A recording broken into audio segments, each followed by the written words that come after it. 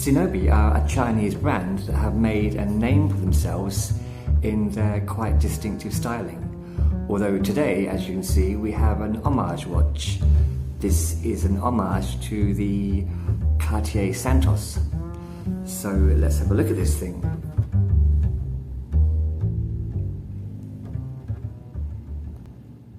So starting off with the basic specifications, with the strap, the stainless steel strap, the weight is about 82 grams. And the dimensions are, you have a very slender or slim 32 millimeters across that diameter there.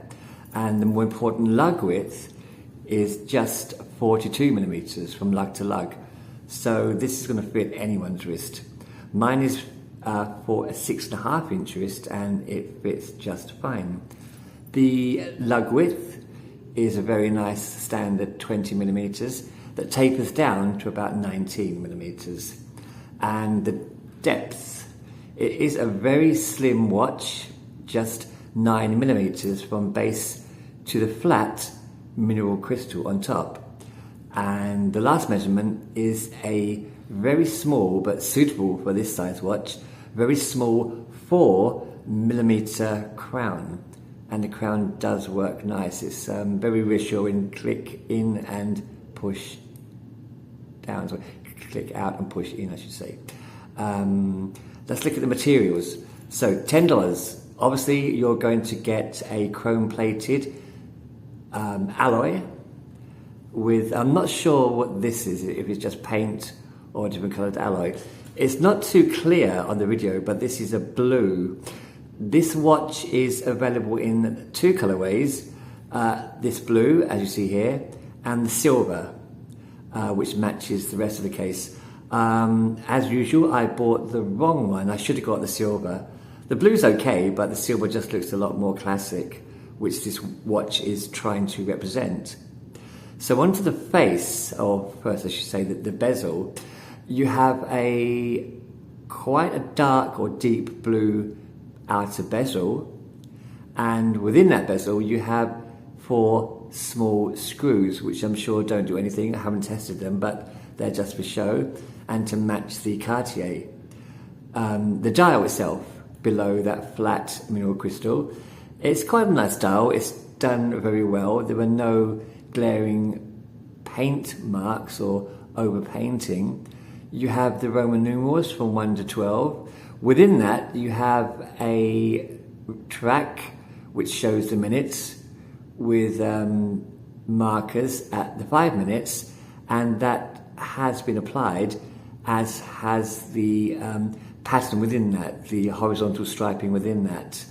Then below the 12, you have the brand name Sinobi, and there is nothing above the 6, and no marker or designation to what kind of Sinobi this is, but it is shown on the back.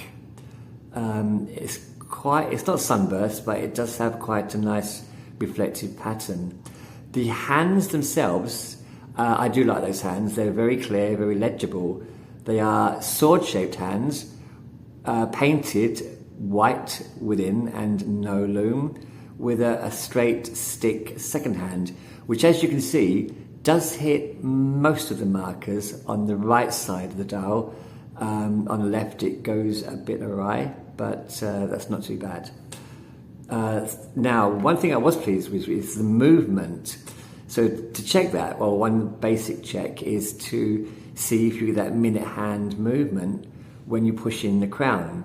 So positioning the minute hand directly over the 12, now when I push in, you'll notice absolutely no movement from that minute hand. Very slight, I should say. Absolutely no movement. And then it moves. Let me try that a few more times. I'll try it 3 times. 1, 2, 3. No movement. Once more. 1, 2, 3. Slight movement. And last one. 1, 2, 3. Now, I'm really happy with these hands and the resistance. It's not floppy all around. It takes some bit of a push, to move those hands around the dial, unlike many other cheap quartz watches which just whiz around at the slightest movement of the crown. This one doesn't. It doesn't flop at all.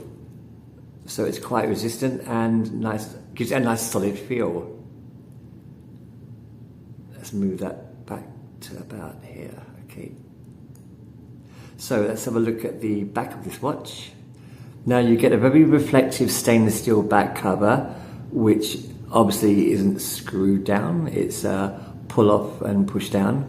With the details stainless steel back, quartz movement, the brand name Sinobi, and the designation S9883G.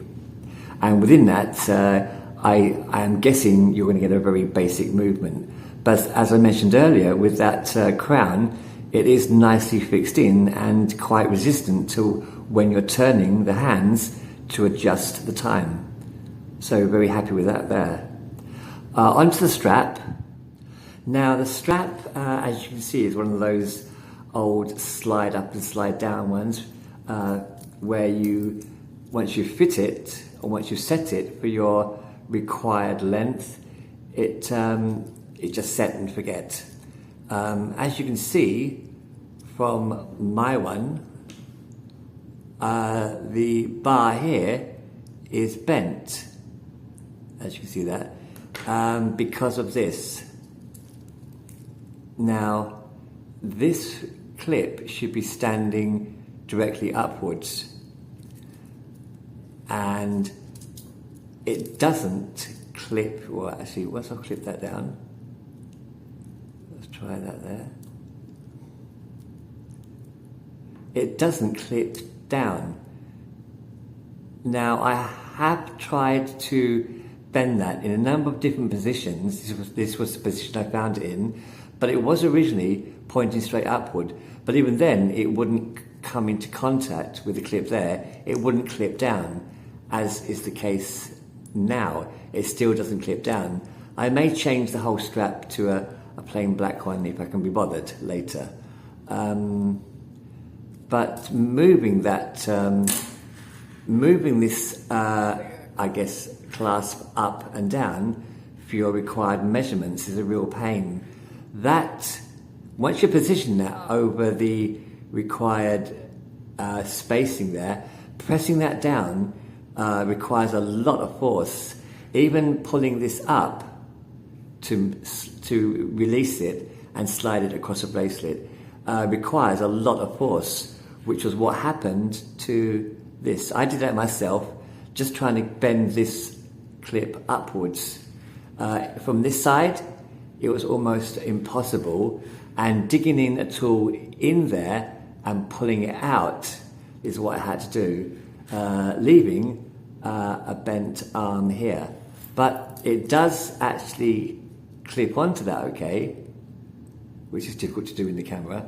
As you can see, it clips on okay, but then the second problem is that clasp doesn't shut. So that's either going to be something I'll have to try and do myself, try and bend it and bend it and bend it until I find that exact sweet spot, or change the whole strap altogether. I do like the strap, and I'm not sure if, there's no screws there, and I don't think I can change that. I don't think I can get a tool in there to release that spring bar. So I'm going to have to stick with this strap and try and find some workaround with this here. But because of that, I don't wear it, which I would like to, because I think even for twice the price of $10, it is a very nice looking watch on the wrist. Saying that, let's have a look at this on the wrist. So there it is on the wrist. Once again, a 42mm lug to lug. So this is going to fit anyone's wrist, even one smaller than mine, and mine is 6.5 inches. Let's focus that a bit there. There's absolutely no gaps at all under the lugs, and it does hug very well. And just look how slim that is, 9mm.